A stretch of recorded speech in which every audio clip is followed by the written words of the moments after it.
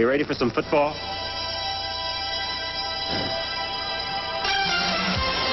The Dallas Cowboys are leaving their opponents blinded by the brilliance of their superstar performers.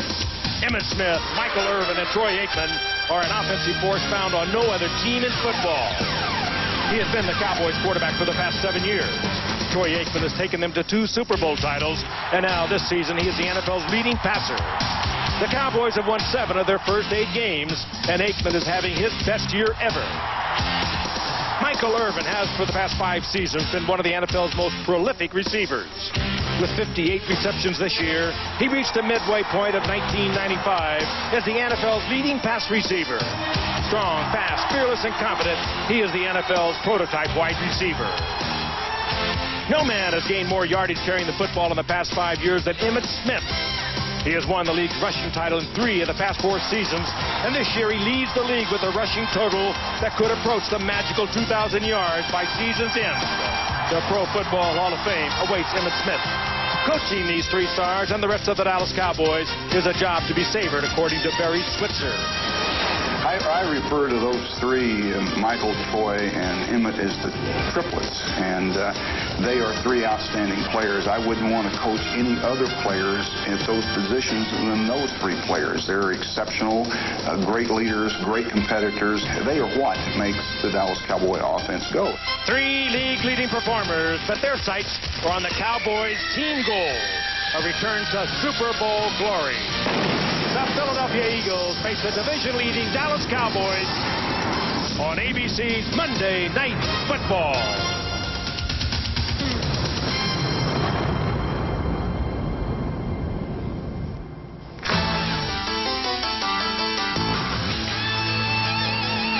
Well, it's Monday night and we're ready to rock.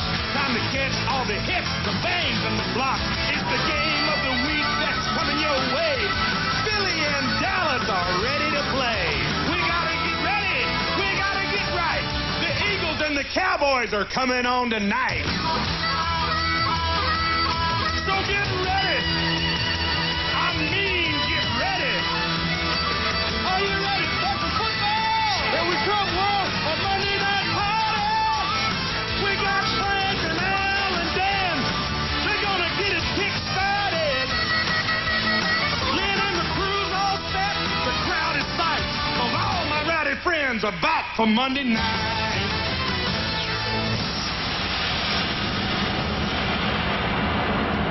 The skyline of Dallas, Texas, and Texas Stadium west of Dallas by about 8 miles. A capacity crowd tonight, always here lately at Texas Stadium, 60,000 plus. Good NFC East matchup. The Dallas Cowboys taking on the Philadelphia Eagles on Monday Night Football. Hello again, everyone. Frank Everett with Al Michaels and Dan Deerdorf. Happy you're with us. Good matchup tonight. Dallas coming in tonight 7-1. Philadelphia at 5-3. And Dallas, maybe the best football team ever put together here in Dallas by the Dallas Cowboys.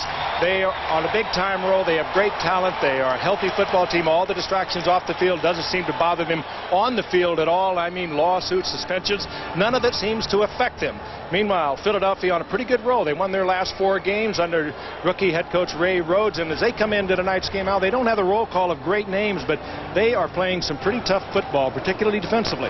And they've done it with an entirely new cast of characters. In essence, Frank, 32 of the 53 Eagles on the roster were not here last year. Ray Rhodes in his first year and his entire coaching staff brand new to Philadelphia. This is a team that began the season 1-3, but after the loss to Oakland when they blew a 7 just keep them in the game. So how do they have a chance against a clearly superior Dallas team? Number 1, they are number 2 in the National Football League defensively in yards per game allowed. So tonight they need a superior effort on that side of the ball, and a few turnovers created wouldn't hurt either. Secondly, their rushing game has been very good. They are second in the league in rushing. Ricky Waters and Charlie Gardner spearhead that attack, and tonight they'll work against a very depleted Dallas defensive line. And Dan, that's about the only part of the the Cowboys that is depleted, because everybody I know expects this team to get to and win the Super Bowl. Including their owner, Jerry Jones, Al, who said anything less than that is not only a disappointment, it's just downright unacceptable. This is a superior football team any way you look at it. In our opening, we documented the triplets, Aikman, Irvin, but really the guy who kills the Eagles is running back Emmitt Smith, who's averaged nearly 154 yards per game the last 5 times that they have played the Philadelphia Eagles. Now, they have a very good athletic and rangy defense. We all know about Charles Haley and these people. But the best part of the Dallas Cowboys is their offensive line. If you appreciate the game of football, if you appreciate what it takes to be physical, to be tough, and to move people around, watch this Cowboys offensive line. They are sensational. Somehow this team is able to maintain focus, as Frank said, with everything going on around them. Tonight, I think we'll see another good example of just that. Each team beginning the second half of its season. An overhead shot of Texas Stadium in Irving with a hole in the roof. Capacity a little in excess of 60,000. And sold out, as has been the case now for a number of years, as Gary Anderson, the longtime Steeler, spent 13 years with the Steelers, now an Eagle. Kevin Williams and Brock Marion are back to receive the kick for the Dallas Cowboys. And here we go from Irving, Texas. Good, deep, angled kick that is down in the end zone. And the Cowboys will come out to the 20-yard line. Well, Smith and Irvin are having great years, and so you lose sight of the fact that Troy Aikman just keeps rolling along. But look at that touchdown-interception ratio. He has been picked off only twice in half a season. Smith and Johnston in the backfield. Irvin and Williams are the wideouts, and Novacek, another great year at tight end. Up front, they're huge. 2-A, Newton, Donaldson, Allen, and Eric Williams. Donaldson replacing the longtime center Mark Stepnoski, who opted for free agency and plays now with Houston. And they begin on an end around with Kevin Williams. And he loses the football and is lucky that it bounced out of bounds as the Eagles read the play perfectly, stopped him for no gain, and almost came up with a fumble recovery. Fuller and Zordich in on the stop. Now defensively for the Eagles, Fuller, Andy Harmon just signed a new contract. He's had a brilliant season. Ronnie Dixon and Mike Mamula was the #1 pick out of Boston College.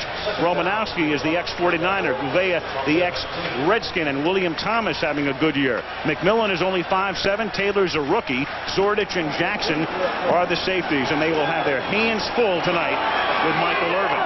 Credit William Fuller, guys, that last time around. He's the guy that strung out that reverse and killed him.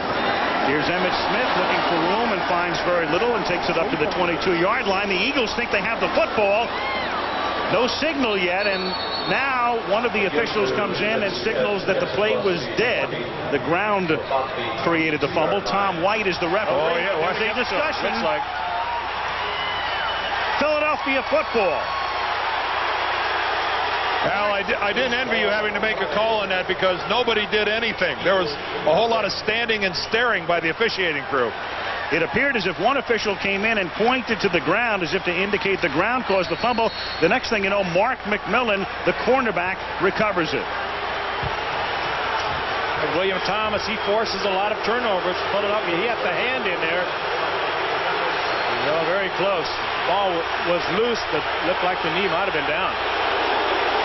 So the Cowboys fumble on their first 2 plays, and here is Ricky Waters over the right side taking it to the 19-yard line. So can the Eagles, getting a huge early break, capitalize at the beginning of the game as Waters picks up 3.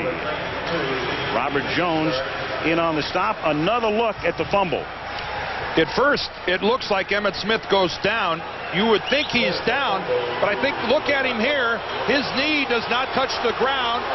And that ball microscopically looked like it came loose before his knee touched the ground. But boy, that's really, really close. And it may have been Romanowski who got his hand in, and then it simply dropped as Rob Carpenter had it right at the numbers and couldn't hold on. It will be 3rd down and 6. Rob Carpenter playing for an injured Fred Barnett, the outstanding receiver. As we go back to Emmitt Smith, he's handled the ball so many times, and that is all in traffic. He seldom gets outside of traffic. He is not a fumbler by any stretch of the imagination. Sergeant say Fred Barnett has a full muscle, will not be in action tonight. Rob Carpenter, a former Jet, in there for him. That weakens the passing game for Philadelphia. They don't want to throw it anyway. They want to run it. 3rd down and 6. They have Garner in the game in the slot to the right. Waters in the backfield. He stays in the block. Rodney Peete throws to the corner of the end zone and incomplete. Great coverage on the play. Reggie Johnson, the intended receiver, and Darren Smith, who had been a holdout and just joined the team at outside linebacker last week, seeing his first action of 1995 covering. And he made a superb play on that, forcing the receiver to stay to the outside. It would have had to have been a perfect throw. Darren Smith with the good speed. All of these linebackers for Dallas, great speed. They're not big, none of them over 240, but they are fast. Now a 36-yard field goal attempt for Gary Anderson. Tom Hutton, who is the punter, does the holding, and the kick is good. Almost kicked a screwball. Started out to the right of the screen, came back and splits the uprights. So Philly cashes in on an early Smith fumble, and the Eagles lead 3-0. The fumble notwithstanding, those are tremendous numbers for Emmitt Smith, on his way to perhaps a 2,000-yard season, on his way to perhaps a new National Football League record for most touchdowns in a year with 14. Troy Aikman ready to take over again as the Cowboys trail 3-0. And Kevin Williams and Brock Marion drop back to receive Anderson's kick. His first kickoff resulted in a touchback. This one a little shorter, taken at the 6 by Kevin Williams. Up past the 20 and taken down up at the 31-yard line by Sylvester Wright. Monday Night Football is being brought to you by the United States Marine Corps. When you become a Marine, the change is forever. Miller Lite, when you've got the great taste of an ice cold Miller Lite, life is good. And Lincoln Mercury in the complete line of 1996 Mercury automobiles. A hole in the roof. One day we plan to take the stadium up higher, close it up. Grand plans here in Dallas. Aikman on first down hands the ball to Emmitt Smith, and he fights his way up to the 34-yard line. Hit first by Bill Romanowski. It'll be 2nd and 7. This Eagle defense, I said earlier, they don't have the roll call of great names, but they are a swarming defense. And William Thomas having a great year. 4 interceptions from that weak side linebacking position. He's always around when you're turning the football over. And here is Ray Rhodes, the rookie coach, former player with the Giants, defensive back, running back, 12 years with the 49ers. And their offense looks like the 49ers. So too their defense. 2nd and 7 from the 34. Fake draw. Then Aikman guns one to the sideline. Caught at the 47 by Michael Irvin. First down. Well, you would think this would be the big mismatch of the night. Michael Irvin against Mark McMillan. Mark McMillan is 5'7", 148 pounds, but teams have learned not to judge him by size. He is so quick. He has great leaping ability, and they're not terribly. They're not going to focus on him tonight. They'd rather work over on the rookie, Bobby Taylor, the rookie from Notre Dame, number 21 on the opposite side, and he's going to get some balls thrown his way before the night's over. 12-yard gain. Smith now, and great tackle by William Thomas, who's really coming into full flower now in his 5th year out of Texas A&M.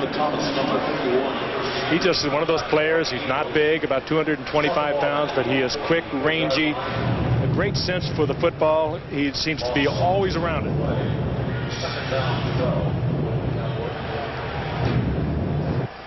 Take a look at him again. Emmitt trying to get to the outside. And Thomas is right there.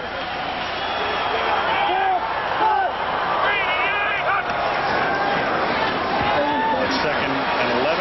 Aikman to the tight end, Novacek, and he takes it to the 39-yard line where he's tackled by Bill Romanowski.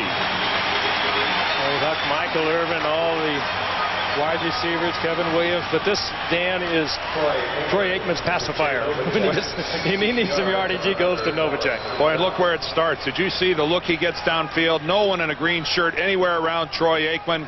he gets a chance to survey the middle of the field, and Jay Novacek in the middle of the field will always be open. When I say always, 9 times out of 10, Troy Aikman, if given the alley down the middle, will find number 84.